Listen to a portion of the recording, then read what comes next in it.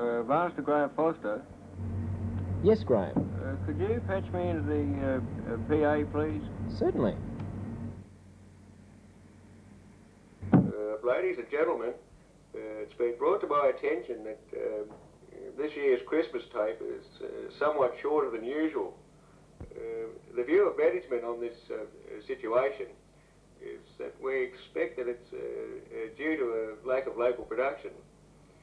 With the expectations of local production increasing next year, we hope to see an improvement in the content of next year's Christmas tape. If this isn't realised next year, we may have to let you go. Irrespective of this, management feels that it's been a good year. Channel 7 presents the abridged, shortened, condensed, miniaturized, not as long as it was last year, and that was quite your version of the small 1984 Christmas tape. Hot.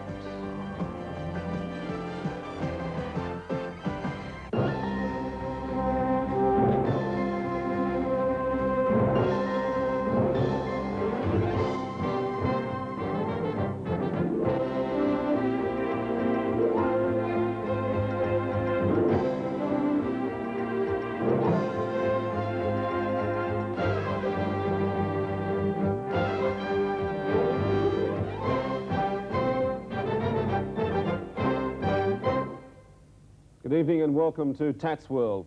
Among tonight's main news, 2, 7, 13, 24, 29 and 40. And on a lighter note this evening, the supplementary number 22.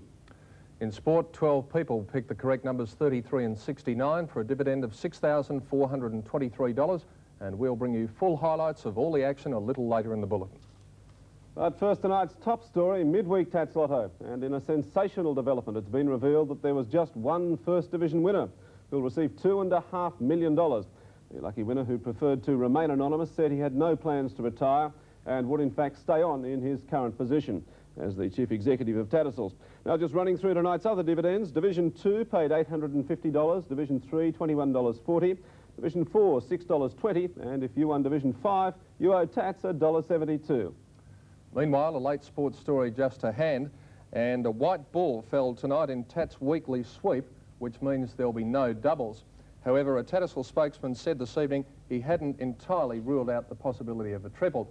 In fact, he said he quite fancied the odd threesome occasionally. In the meantime, Laurie, it's back to you. Yeah. Thanks, Pete. Also, just to hand, details of a new Tattersalls competition to be called Booze Lotto. For a mere 50 cents, party girls will be able to bet on their blood alcohol rating when they get picked up by the booze bus. A spokesman said the new competition was designed to put a little fun back into drinking. Briefly now, in other news, Attorney General Jim Kennan foreshadows legislation to make Tats Lotto compulsory. And a spokesman says the new Tats game, Weather Lotto, is to be dropped.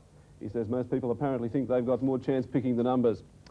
Well, that's all we have time for tonight. Just before signing off, though, tonight's minor world news. The Pope has finally been gunned down in St. Peter's Square. Reports from China say at least 100 million people are now dead from a mystery killer virus, and Moscow has been obliterated by a nuclear warhead. Commenting in Washington, President Reagan told reporters, "Them's the breaks." And you can read about those stories in yesterday's Herald. But now on a more serious note, Peter, another sports story just in. Yes, Laurie, and the shock news from Studio 1 is that Debbie Finn has pulled a hamstring and looks unlikely to line up for this week's Tats draw. We have a link van on the scene, and we'll bring you more details as soon as they come to hand. Peter, any chance of a steward's inquiry on this one? Well, Laurie, Alan Bray is also on the scene, and he'll be giving a full report to anyone foolish enough to listen. Well, thank you, Peter. Now, just before we go, the weather. Melbourne had a top temperature today of 26 degrees, while Sydney's top was 33, and that combination returned $48.60. Well, that's it from us. Mel Walden back tomorrow night at 6:30 with the next edition of Tats 2. But from all of us here, don't forget, if it hasn't happened yet, tonight could be the night your balls drop.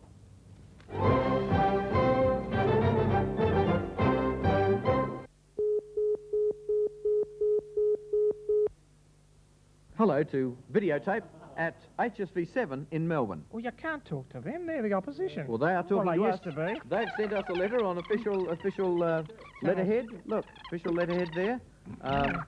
So, well, there it is, yeah. Journal thing. And they were watching last week. Yes, it reads, Dear Daryl and Ozzy, we've discovered a continuity problem in one of your summer promotions. Nice to know they're watching. Yes.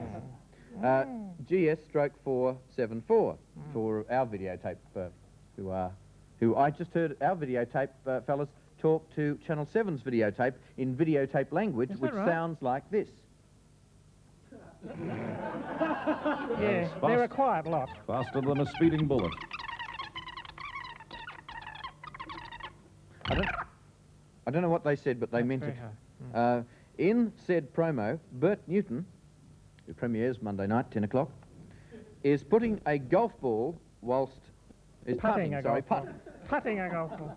Doesn't read too well. Let's put the other T in. Channel Put 7, the you know. other T in. 7, you know, Yeah, higher over I there. know. Well, there's short a T over there. All dyslexic.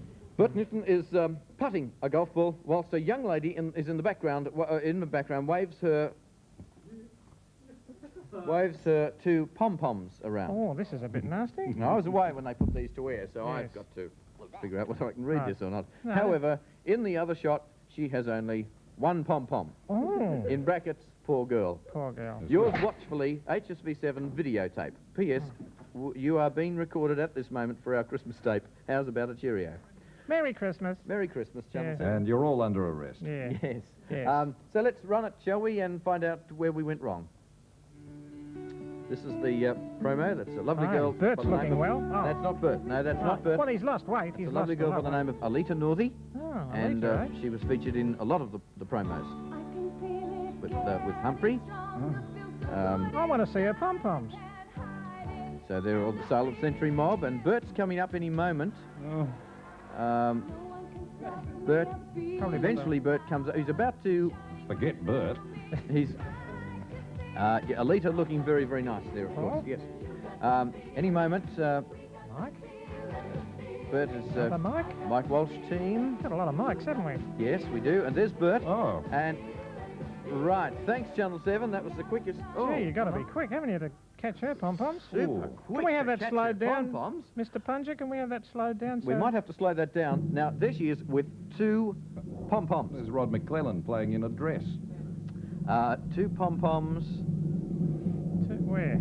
There's... Now, Bert is putting. She still has two pom-poms. And look, her pom-pom in her left hand has had the pom. Not to mention Bert's pom-poms. It's gone, and she only has one pom-pom. Did she stick her pom-pom in the hole? That remains not a very nice angle there on that last shot. But, you know, she was leaning over, Yes. and somebody obviously pulled the pin out. Right.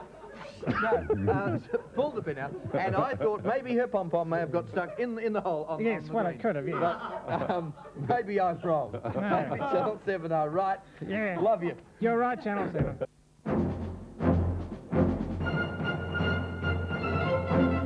Hello again, this is Malfunction from the 7 National Newsroom. In News World tonight, we'll be looking on as police step up their efforts to catch the Hawaiian slasher who seriously injured another victim earlier today. Police describe the attacker as wearing a loud Hawaiian shirt with ski goggles. Anyone seeing this man should contact the police on the police hotline. In other news tonight, we'll bring you up to date on the latest in the union AIDS scare. Following a heated clash between the Painters and Hairdressers Union and the AT and AEA spokesthing Julie in the P, all male members were withdrawn. Following this setback in the contracting aids dispute, the Premier John Cain stepped in. I have sent my legal aids in from my cabinet, my new brown bill cabinet, the one with the new reinforced steel doors, in for my camp at Spring Street to assist in the resolving of this dispute between the Painters and Hairdressers Union. Now, if my advisors didn't intervene in this dispute, they can become contagious and spread to other unions and members of the community. Now, this government has an obligation, a moral obligation, with the interest of the people of the state, to stop these sorts of things from spreading. Oh, and it appears a late item's just come to hand. Thanks, Laurie. And it looks like the Hawaiian slasher has struck again, this time possibly in the South Melbourne area. We'll bring you details of this story as they come to hand. Don't forget, the 7 National News team have the people and the technology to bring you the news wherever it happens around the world. We'll see you in News World at 10:30.